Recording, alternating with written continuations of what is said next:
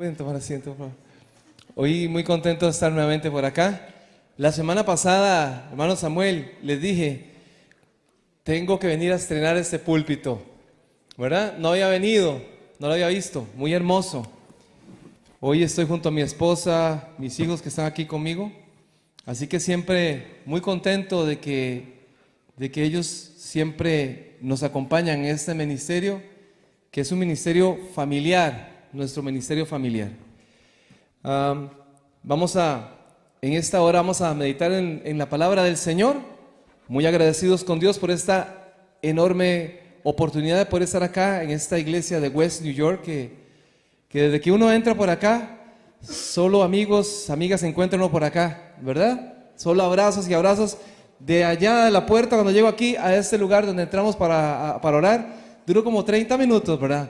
Saludando, abrazando, bueno, conversando, porque hay tanta gente que ya de hace muchos años ya conocemos y apreciamos en demasía. Así que les agradecemos siempre por tomarnos en cuenta y la gloria sea para Dios en todo lo que hacemos. Vamos a orar y vamos a pedirle a nuestro Dios su dirección para estudiar la palabra que Él tiene preparado para nosotros. Oremos. Amado Padre que estás en los cielos, alabamos y bendecimos tu nombre en esta hora y te damos la gloria y la alabanza, porque solo tú eres el único merecedor en recibirla, Señor. Gracias, Señor, por tanto amor. Gracias, Padre, por tanta misericordia que has tenido para cada uno de nosotros. Hoy no estamos aquí, Señor, si no es por tu gracia, si no es por el llamado que tú nos has hecho, Señor, de poder presentarnos en tu presencia.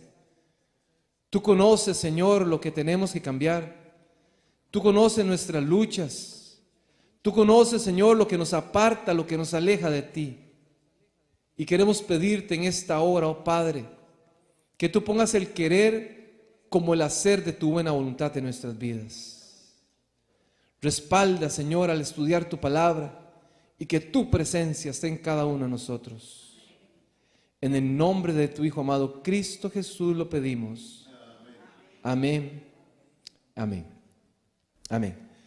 Bien, en esta oportunidad vamos a hablar un poquito acerca de un personaje bíblico, de un personaje que encontramos acá en la palabra del Señor, donde posiblemente nosotros recordamos por ciertos hechos, pero hoy vamos a hablar de otros de los hechos de este famoso personaje bíblico llamado David. Hoy vamos hablando acerca de David. No me responda, pero cuando usted le hablan acerca de David, ¿qué es lo primero que se le viene a su mente? ¿Perdón? Venció a gigante. ¿Qué más? Cantor, pastor, rey. Adulterio, ¿verdad? O sea, tuvo una historia ahí que usualmente la gente mal la recuerda, sus hechos tal vez no tan acertados como los tan acertados. Pero dice la palabra del Señor que David era un hombre conforme a su corazón. En la Biblia no encontramos ningún texto que diga que otro hombre fue conforme al corazón de Dios. David, a pesar de todo lo que pasó en su vida, a pesar de sus deslices, a pesar de sus luchas, a pesar de todo lo que pasaba en su vida, dice la palabra que fue un hombre conforme al corazón de Dios. Y hoy vamos a hablar acerca de este personaje bíblico. Hoy vamos a estar hablando un poquito acerca del rey David. La palabra del Señor, vamos a arrancar en primera de Samuel, que hablando del hermano Samuel aquí, ahora que está aquí con toda la plataforma. Wow, todas estas personas que están en la plataforma, me sentía como en el gimnasio, todos van al gimnasio, ¿verdad? Qué barbaridad que las escogieron, ¿verdad? Así que las personas fitness las personas fitness de la iglesia estaban aquí en plataforma hoy. Qué increíble, ¿verdad? Gente que se cuida mucho.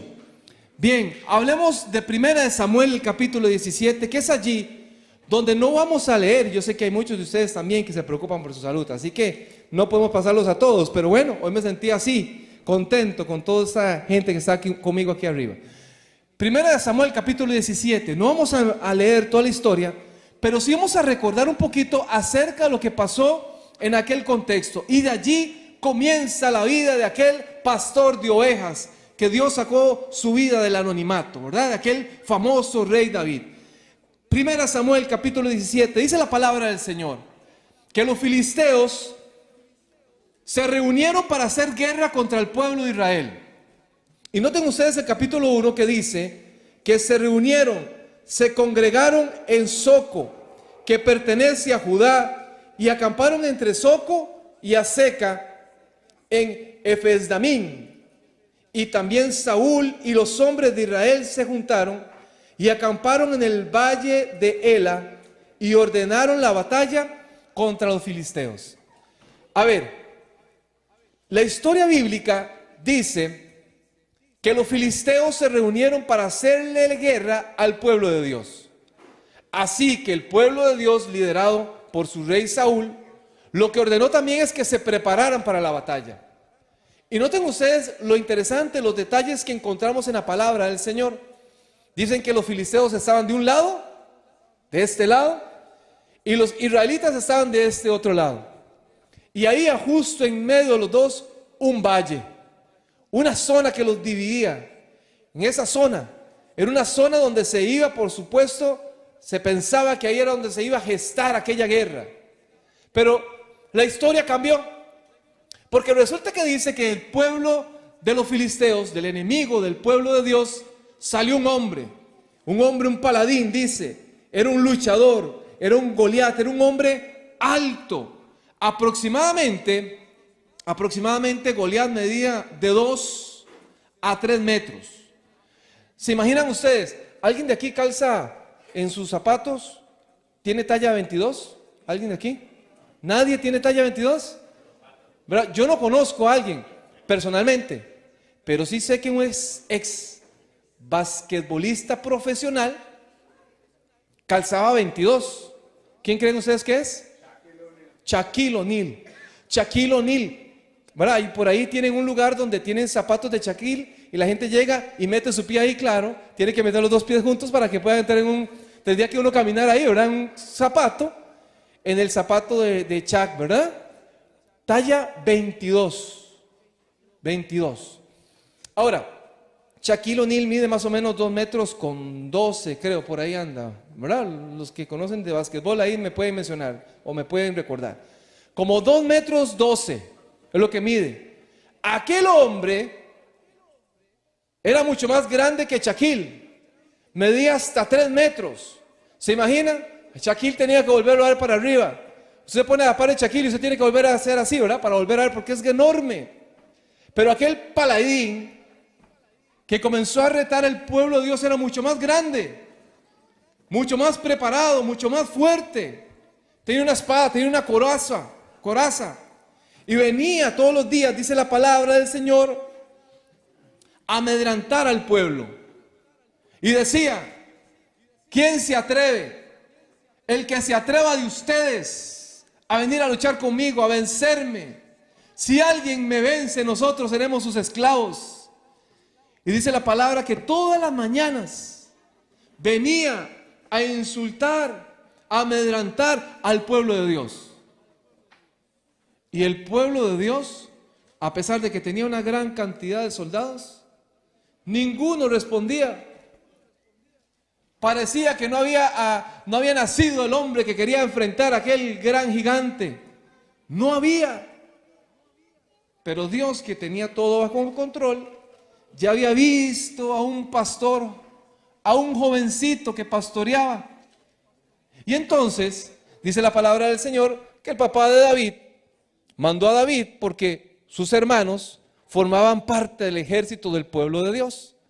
Y le dijo: vaya, ve a sus hermanos, visite a sus hermanos, vaya, fíjese cómo están, si están bien, y lléveles de comer, lléveles esta comidita. Lléveles este gallo pinto con sus tortillitas y estas chalupitas y esta comidita, ¿verdad? Típica del lugar.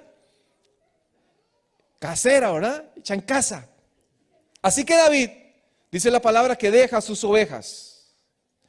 Y dice la palabra del Señor que dejó sus ovejas lo que él estaba haciendo, el trabajo que él tenía como pastor para poder ir a visitar a sus hermanos. Y cuando David llega allí, en ese momento que David llega, aparece ¿quién?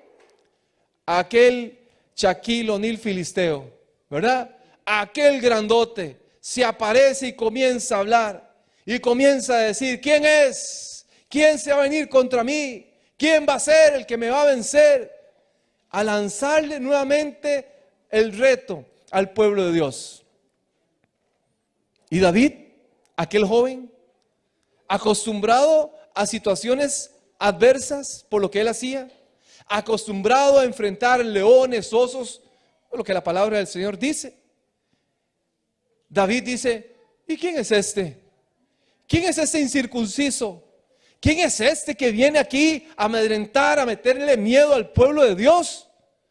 Y los hermanos que estaban allí, David le dicen: hey David, cállese, usted es un pastor, nosotros somos los del ejército, sabemos cómo enfrentar la situación. Pero David no se quedó callado. Y entonces David se fue para donde Saúl y le dijo: Saúl, yo me imagino que Saúl, buscando, porque dice la palabra que Saúl también era un hombre grande, era el más alto del pueblo de Dios, dice la palabra, ¿no? Que Saúl sobrepasaba a todos por el hombro, era más grande. ¿Ah? Y resulta que entonces David llega a hablar con Saúl. Yo me imagino Saúl viendo a aquel joven vestido de pastor, diciendo: ¿y este? ¿Alguien lo conoce? ¿Saben de dónde salió? Y los hermanos diciendo: ay, David, nosotros conocemos tu corazón, sabemos lo que hay en tu corazón, vete de aquí. Y David no se dejó impresionar.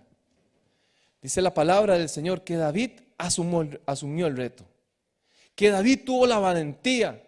Saúl, yo creo que humanamente, si usted comienza a hacer una comparación entre aquel jovencito que es pastor, que no tenía experiencia en guerras, que tenía experiencia en el cuidado de ovejas, y ve a aquel gigantón enorme, vestido con ropa para hacer lucha, humanamente tal vez Saúl hubiese dicho: es imposible, no hay comparación, no se puede hacer. Pero Dios había puesto algo en el corazón de Saúl, que Saúl aceptó que David asumiera el reto. Y dice la palabra del Señor, noten ustedes lo que dice la palabra del Señor. En 1 Samuel capítulo 16 versículo 40 dice: y tomó, estamos hablando de David, su cayado en su mano, todavía como pastor, y tomó su cayado en su mano y escogió 5 piedras lisas del arroyo y las puso en el saco pastoril y en el zurrón que traía, y con su honda en su mano se fue hacia el filisteo. Vean ustedes cómo David le hizo frente a aquella batalla.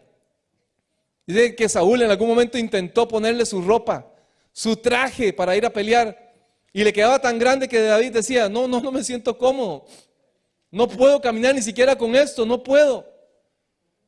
Porque David sabía quién era. Así que nunca abandonó su postura de pastor, sus recursos como pastor. Tomó allí su cayado en su mano y se presentó delante de aquel hombre como un pastor con su cayado. Tomó 5 piedras y en su bolsito de pastor las guardó allí. Y cuando aquel hombre gigante vino, le dijo: ¿quién es usted? Que viene a hacerme frente a mí con palos, con piedras. ¿Acaso yo soy un perro?, decía. ¿Quién es usted? David no perdía el tiempo. Yo recuerdo un amigo, yo sé que aquí ya no, ¿verdad? Ya no hay un espíritu de pelea ni nada. Pero yo tenía un amigo que me decía: Hugo, cuando usted va a pelear, pegue el primer derechazo, porque el que pega primero pega 2 veces, ¿verdad? Y David no perdió el tiempo. David no se quedó esperando qué iba a hacer aquel hombre, sino que inmediatamente sacó su onda y ¡plum!, de una vez a la frente de aquel hombre y cayó acostado. Claro, David tiene una experiencia con eso. ¿Se imaginan ustedes allá en el campo? Estoy seguro que muchos de ustedes allá cuando estaban allá en sus países, ¿verdad? Con aquella resortera, le andaban tirando a todo, ¿verdad? No los animalitos, no, eso no. Pero sí a las botellas, ¿verdad que sí? Y andaban con piedras tirándole y a las ventanas de los vecinos. No, eso no. Y David tenía, ¿verdad?, un pulso en la pura frente. Allí cayó el gigante, dice la palabra del Señor. ¿Qué hizo David? Corrió, ¿y qué hizo? Le arrancó la cabeza de una vez. No lo dejó pero ni reaccionar. Nada. Y David tuvo la victoria. A partir de allí, ahora sí, aquel pastor de ovejas, Dios que tenía un plan y un propósito en la vida de aquel muchacho, porque Dios siempre tiene un plan y un propósito en la vida del ser humano, no importa la edad, no importa la edad, Dios siempre tiene un propósito para cada persona. Y Dios tenía un propósito en la vida de David. Y sabía que ese iba a ser el ungido. Y sabía que ese iba a ser un hombre conforme a su corazón, a pesar de que iba a tomar malas decisiones. Porque Dios conocía el corazón de David. Y decía, este va a ser el rey de Israel. Y lo sacó de allá para ponerlo, para colocarlo como líder del pueblo suyo. Y todos conocemos qué fue lo que pasó después. Saúl le abrió la puerta, pero después Saúl se llenó de envidia, ¿no? Se sentía con mucha envidia porque la gente ya reconocía a David y a él como que lo despreciaban. Y a partir de ahí la vida de Saúl, su vida espiritual fue un caos. Y Dios fue haciendo crecer a aquel hombre, aquel joven, constituyéndolo un líder en su pueblo. Y ahí David comenzó a liderar las batallas del pueblo de Israel. Y Dios iba respaldando a aquel hombre. Es más, dice la palabra del Señor que David, no solamente él, que era un valiente, sino que dice que estaba rodeado por los valientes, ¿verdad? El texto bíblico dice que eran los valientes de David. Eran hombres reconocidos por sus dotes de lucha. Eran respetados, eran temidos, eran hombres muy valientes. Esos eran los amigos que cuidaban a David. Pero dice la palabra del Señor, en 2 de Samuel, buscamos en nuestras Biblias, 2 de Samuel, capítulo 21, versículo 15. 2 de Samuel, capítulo 21, versículo 15. Dice la palabra del Señor: y como los filisteos volvieron a hacer guerra contra Israel, descendió David y sus siervos con él, y pelearon con los filisteos. ¿Y qué dice la Biblia? Y David se cansó. Noten ustedes lo que está hablando aquí la palabra del Señor. Ya el tiempo comenzó a pasar. Ya que el joven que cuidaba ovejas ya había crecido, ya se iba haciendo grande, ya su vida se había transformado, iba creciendo en madurez, en años. Ya quizás su vitalidad no era la misma de hace años atrás, cuando comenzó liderando, cuando era el líder en las batallas, cuando él era el que enfrentaba a los enemigos. Ahora David ya se cansaba en las batallas. Y dice la palabra del Señor, seguimos, Isbibendo, que era de los hijos del gigante, y cuya lanza pesaba 300 siclos de bronce, más o menos unos 5 kilos, y que estaba ceñido una espada nueva, trató de matar a David. Pero Abisal, hijo de Sarbia, le socorrió e hirió al filisteo y lo mató. Entonces los hombres de David le juraron diciendo: nunca más de aquí en adelante saldrás con nosotros a la batalla, no sea que se apague la lámpara de Israel. Ya no más, David. Ya tu ciclo allá en la batalla terminó. Ya no es ahí donde te necesitamos. Ya ahora es en otro lugar. Ya nos has dado mucho allá en la batalla, en el campo. Ahora te necesitamos aquí, David. Porque todavía reconocemos que Dios tiene un plan y un propósito en tu liderazgo. Y no queremos que se apague la luz de Israel. Porque dice la palabra del Señor en Eclesiastés el capítulo 3, todo tiene su tiempo. Y todo lo que se quiere debajo del cielo tiene su obra.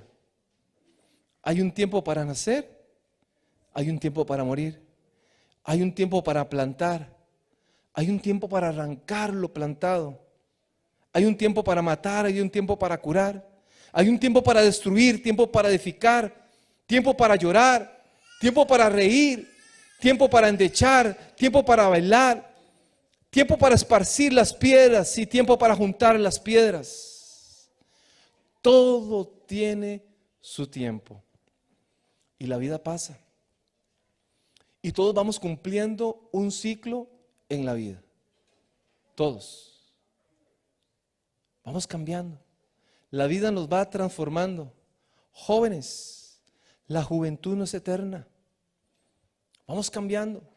Padres, ¿se han dado cuenta lo rápido que sus hijos van creciendo? Cuando usted lleva a sus hijos a las escuelitas acá, a las clases de Biblia aquí, las escuelas de los niños, ya hoy son maestros. Cuando los traía aquí a sentarse a que les contaran sus historias, hoy son los muchachos los que dan las historias a los niños. Han ido cambiando, han ido creciendo. Muchos de ustedes hoy están experimentando el síndrome del nido vacío, porque sus hijos crecieron y se marcharon. Y ahora tienen su propia familia. Y ahora tienen sus propios proyectos de vida. Porque la vida va cambiando. La vida nos va transformando. Hoy quizás en nuestra edad ya no tenemos la misma vitalidad, la misma energía de hace 20 años atrás, de 30 años atrás. Una vez con el doctor me dolía la espalda, mucho la espalda me dolía y fui donde el doctor. Así que le decía, doctor, me está doliendo mucho la espalda. Y comenzó a tomar mi información hace unos años atrás. Y entonces ya me preguntó la edad, ya me preguntó lo que hacía, etc. Y entonces le digo, doctor, es que a mí antes no me dolía la espalda. Me dice, es que antes usted no tenía 40, señor. ¿Verdad? Ya usted no tenía 40. Hoy uno se levanta y medio acalambrado y le cuesta hasta ponerse de pie. Uno se agacha, pero lo tienen que levantar. Porque la vida va pasando. Porque la energía va pasando. Porque la salud va cambiando. Ya David no era el mismo. Su energía no era la misma. Ya se cansaba peleando. Incluso antes que vencían todas las batallas, ahora los que estaban alrededor decían, tenemos que protegerlo, tenemos que tener cuidado del rey, porque ya no es el mismo, aunque tenga la buena voluntad. Recuerdo cuando mi abuelo Rodrigo, le decimos Tito Rodrigo. Recuerdo cuando Tito Rodrigo, que siempre trabajó en el campo, fue un hombre que le gustaba cultivar, cosechar, le encantaba todo lo que era sembrarlo y repartirlo en la familia. Recuerdo que cuando íbamos a visitar a la casa de mis abuelos, habían varios arbolitos que mi abuelo cuidaba. Y entonces éramos muchos los nietos del abuelo Rodrigo, ¿verdad? Y como éramos tanto, hacíamos tantas travesuras, corríamos por todos lados, era un cafetal tenía grande, ¿verdad? Entonces jugamos ahí a las escondidas, habían palos de mango, habían árboles de limón dulce, de naranja, ¿verdad? Limón dulce, ¿saben cuál es, verdad? Sí, porque algunos yo creo que no asocian mucho a la fruta, ¿verdad? Es como una naranja, pero dulce. Y resulta que había mandarinas, había un árbol que el abuelo Rodrigo no dejaba que nadie tocara. Era un árbol de mangas. Las mangas eran unas enormes, parecían unas papayas, pero eran como mangos, o sea, eran mangas. En Costa Rica le dicen mangas, eran enormes. Era un árbol pequeño, pero sacaba unas mangas que el pobre árbol hasta que se hacía así. Pero era como el árbol prohibido. Era como en el huerto del Edén. Nadie podía tocarlo. Nadie podía acercarse. Nadie. Y cuando digo nadie, era nadie. Ni siquiera ya las hijas mayores se acercaban. Porque a papá, decía mi mamá y mis tías, a papá hay que respetarlo. Nadie tiene que desobedecerlo. Así que nadie tocaba las famosas mangas del abuelo Rodrigo. Bueno, hasta que una vez Heikel y yo hicimos una travesura que no lo voy a decir porque llegó el abuelo Rodrigo a contar las mangas y faltaba una. Y el primo Heikel que vive ahí y el hijo de mi mamá se la habían comido. Obviamente nunca apareció el que cogió la manga. Aunque yo sé que mi abuelo Rodrigo ya sospechaba quiénes eran, ¿no? Estando allí, el abuelo Rodrigo no le gustaba que sus nietos, se subieran a los árboles. Mi abuelo Rodrigo, con 80 y tantos años, era el que le gustaba subirse a los árboles de mango para bajar los mangos. Era el que le gustaba subirse al árbol de mandarina y la gente le decía, bájese, papá, bájese de ahí, que si usted se cae se va a quebrar todo, le decían. Pero él no entendía. Pero él quería, ya después le costaba un poco bajarse de los árboles, a pesar de la gran experiencia que tenía, porque ya su físico, ¿verdad? Su energía, su fuerza ya no le permitía. Y llegó un momento donde ya él reconoció que ya no podía subirse. ¿Por qué? Porque todo tiene su tiempo. Todo lo que está bajo la tierra tiene su tiempo. Tal vez hoy estamos en un tiempo de cosechar. Tal vez hoy está usted en el tiempo de la cosecha. Y tal vez usted no se ha dado cuenta que hoy es importante que usted coseche, porque en el futuro usted va a necesitar depender de esa cosecha. Desde hoy, desde ya. Tal vez no hemos reconocido que la vida pasa tan rápido. Hoy estamos, ¿qué? 24 de marzo. 25 de marzo del 2023. ¿Que hace cuánto que estamos despidiendo el año? Ya estamos por marzo. Porque la vida pasa volada, pasa rápido. Por eso, allá lo decía Salomón, entendamos, la vida es por etapas. Llegará el momento donde usted va a tener que depender de esa cosecha, pero si no siembra. Padre, si usted hoy no siembra en la cercanía con sus hijos, en desarrollar, fortalecer el vínculo afectivo con sus hijos, si hoy usted no lo está cosechando, ¿qué va a recoger cuando sus hijos crezcan? Cuando vivan lejos, cuando se diga, ay, ni me llaman, ay, ni están pendientes de mí, de mis necesidades. Es el tiempo de la cosecha. Dice el texto, hay tiempo para esparcir las piedras, pero también hay tiempo para recogerlas. Hay un tiempo para todo. Y dice el texto bíblico que a partir de ese momento, desde esa historia, David no volvió a salir a hacer guerra a liderar a su pueblo en la batalla. Pero aún así, sigue el texto. Dice el versículo 18, y sucedió después de esto, que hubo otra vez guerra en Gob contra los filisteos. Entonces Sibecai, su atita, mató a Asaf, que era de los hijos de gigantes.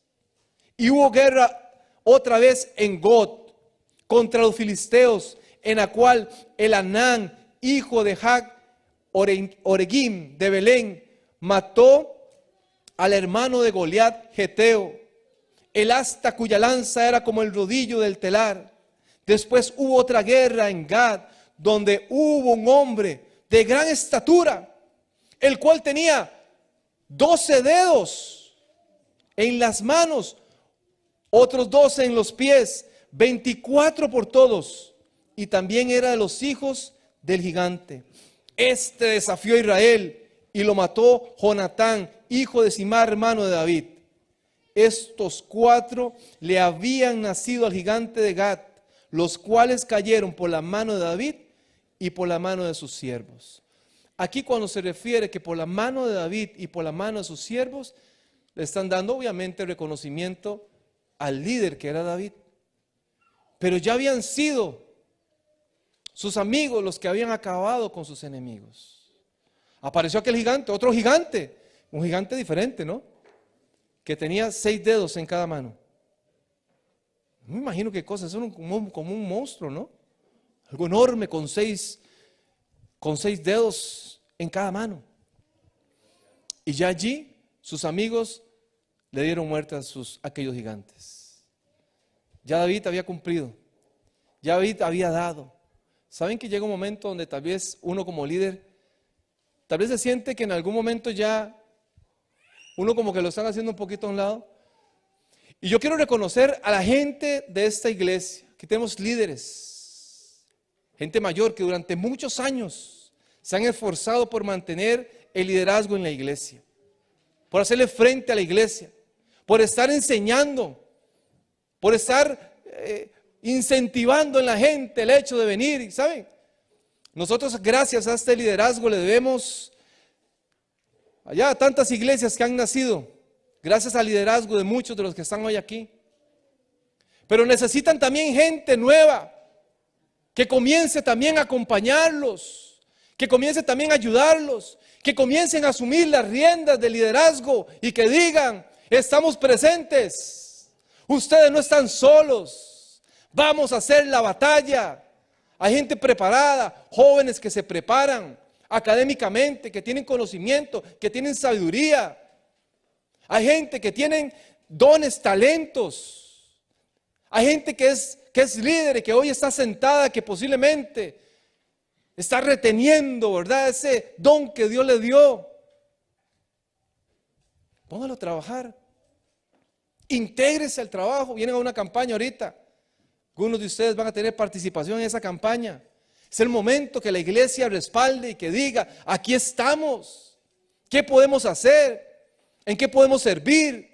En este año nuevo, comprométase con Dios y diga: voy a tomar parte, voy a asumir el reto de formar parte de este equipo que trabaja para el Señor y hacer de la iglesia de West New York una iglesia fuerte, con proyección social, que la gente nos conozca en esta comunidad y que no seamos cristianos metidos bajo 4 paredes, sino que la gente nos reconozca: es usted de la iglesia de West New York.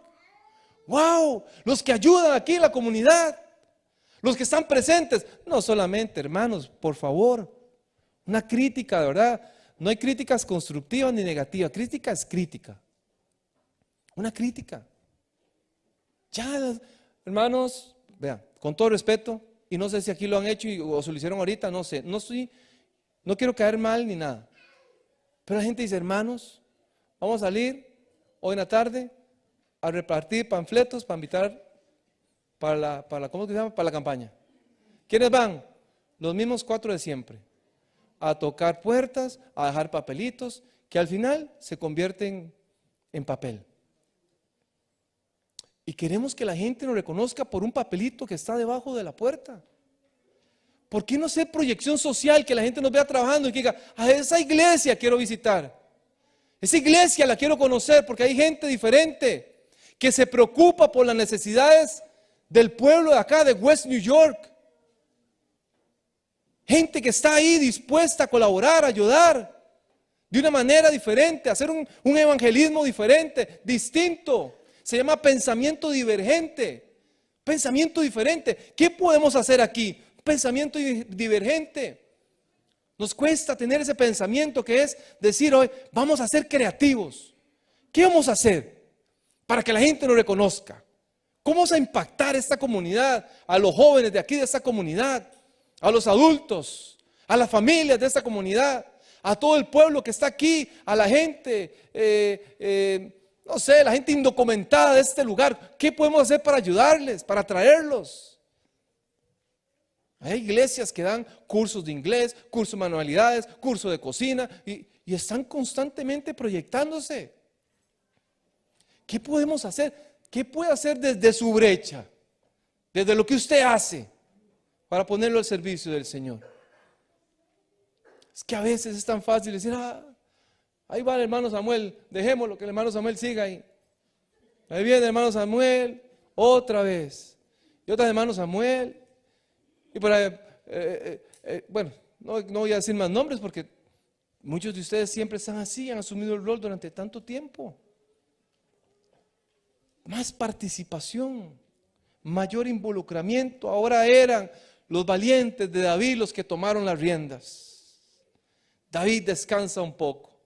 Sigue liderando tu pueblo porque no necesitas estar allí presente para reconocerte como líder. Eres nuestro líder por autoridad, por sabiduría, por madurez. Te respetamos, te amamos y consideramos que eres el siervo de Dios. Pero déjanos a nosotros hacer ese trabajo. Porque todo tiene su tiempo, David.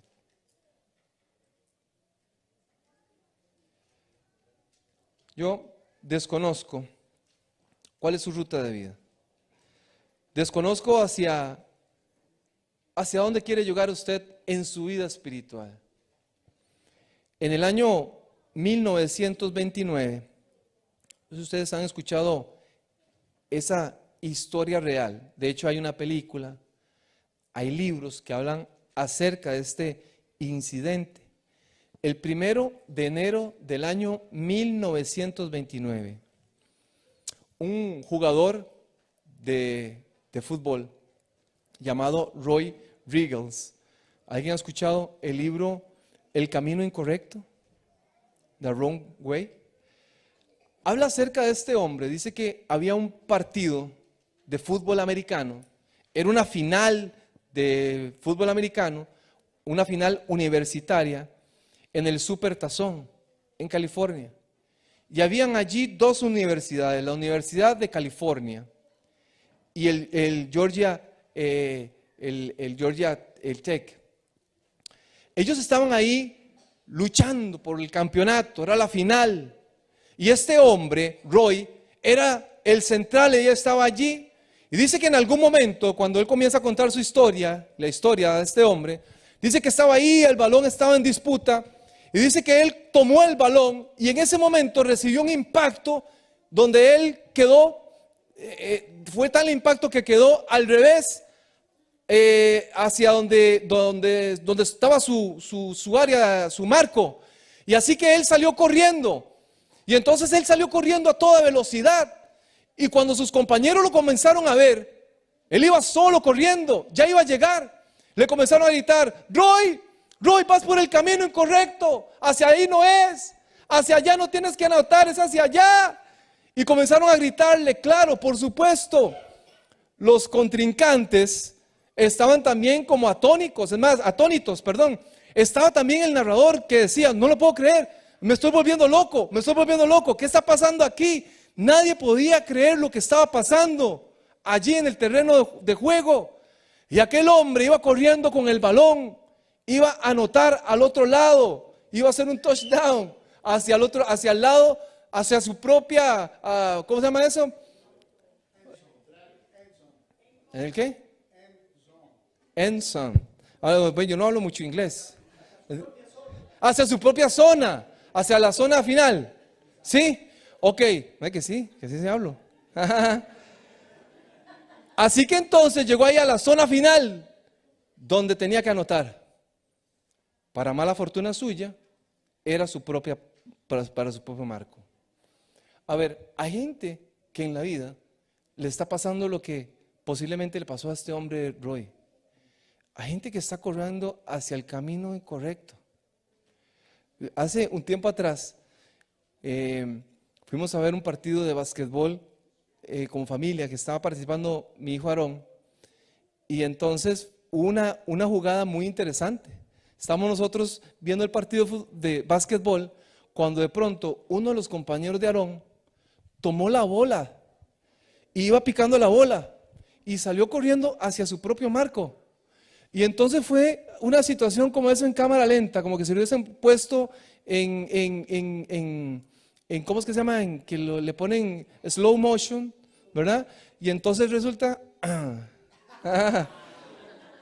y resulta que entonces el niño viene y tira, pero todo el mundo le gritaba, no, para ahí no es, ese no es el lugar, es para el otro. Y toda la gente que estamos viendo nos levantamos y todos nos agarramos así, ¿verdad? La cabeza, porque el partido estaba muy, muy parejo y obviamente anotarse un punto, ¿verdad? El joven iba muy contento porque iba solito, iba a tirar, tiró. Y entonces cuando él se percató de que estaba tirando la bola a su aro, ¿verdad? La bola comenzó a picar y ya él se dio cuenta que era su propio aro. Entonces él se agarró la cabeza, pero por supuesto que el joven era tan malo que no la notó, quedó picando y se salió la bola. Y vea, ese muchacho brincaba de la felicidad como que se hubiese anotado, ¿verdad? 1 de 3. Por supuesto, iba para el lado contrario. Ahora en la vida, hablemos de la vida. ¿Vamos por el camino correcto? Hoy que estamos en el tiempo de la siembra, estamos en el camino correcto, la brecha correcta. ¿Estamos orientados realmente hacia lo que Dios quiere en nuestras vidas? Hoy meditando en la palabra del Señor, Dios nos habla. No importa las circunstancias de la vida. Yo no sé si usted va o no va por el camino correcto. Y si no es así, oh Dios, que es un Dios de oportunidades. Dios nos está diciendo, ¿saben? Hay caminos que al hombre parecen caminos de ¿qué? De bien, derechos. Pero su fin son caminos de muerte. Hoy es el momento para quizás dar una vuelta y decir, Señor, hoy escucho tu voz y voy por este camino. Ya dejo, Señor, de seguir intentándolo por mis propias fuerzas. Ya dejo seguir luchando con mis propios méritos. Ya reconozco, Señor, que necesito realmente ir por tu camino. Porque hay un tiempo para todo y hoy es el tiempo para reconocer nuestra necesidad de Dios. Hoy es ese tiempo. David, que él era el adorador, el autor de tantos salmos, se dedicó ahora a adorar y a alabar a Dios de una manera diferente. Ya no allá donde estaba acostumbrado a hacerlo. Ahora desde donde Dios sabía que era mucho más útil. ¿Está usted dispuesto en esta hora a escuchar el llamado de Dios para ser útil a favor? Hay una historia, y con esa historia no la voy a contar, pero lo voy a hacer. Póngase de pie, por favor. Vamos a cerrar con esta historia. Hay una historia que me llamó mucho la atención. Un hombre llamado John Stephen, participando en los Juegos Olímpicos en el año 1968 en México. Este hombre participaba, era corredor de la maratón. Así que este hombre se había preparado mucho tiempo para correr aquella gran maratón.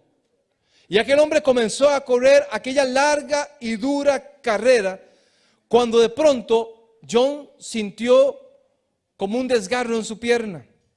Eran distancias muy largas. El primer corredor cruzó la meta. Una hora después de que el primer corredor llegara a aquella meta, llegó este hombre John.